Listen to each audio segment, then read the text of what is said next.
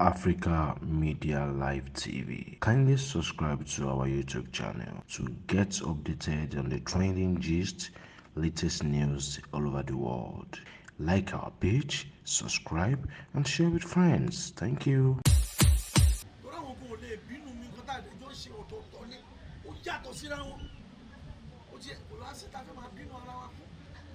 torí pé tẹ bá wo agboolé fújì gan àwa tá a lórúkọ nu ilé fújì tẹ bá bẹ̀ sí káwa méjì mẹ́ta àpé mẹ́wàá ẹ wá wo àwọn tó ń ṣe òde lọ́sẹ̀ẹ̀sẹ̀ ṣẹ́ni pé àtòwọn rárá láti ṣeré fún wọn àfi ká túbọ̀ pọ̀ sí kọ́ ló túbọ̀ tó gbé àwọn míì dìde dáadáa ó ti yẹ yìí jẹ́ ní.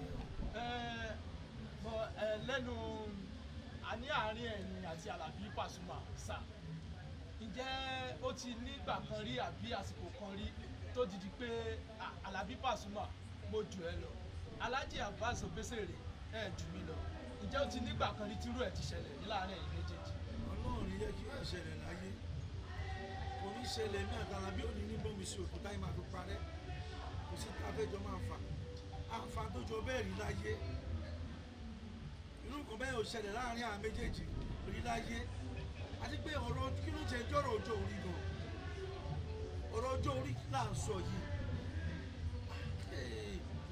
ẹ wò mí gbogbo tèmi máa ń bẹ lọ́hùn fún láyé mi ni wípé bí ọ̀kan bá ṣe ń dírágì pé mo jù ẹ lọ ń gbìkan n ti máa ń bẹ lọ́hùn wọ́n lọ́hùn ṣáà ṣe nǹkan àgbà fún mi èmi àtàlàbí ò sí lẹ́nu tó ń fa kwanta kankan o kò sí tó jọ rárá o. owó tán àpadà sí burúkú oníkọ̀wé pàdé mi.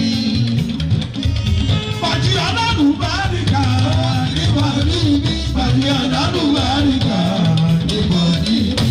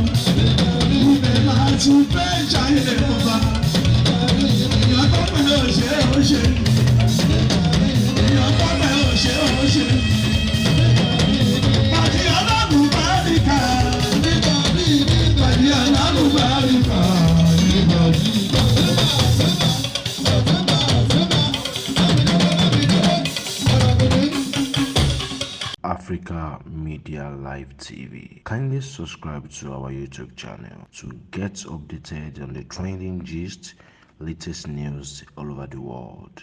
Like our page, subscribe, and share with friends. Thank you.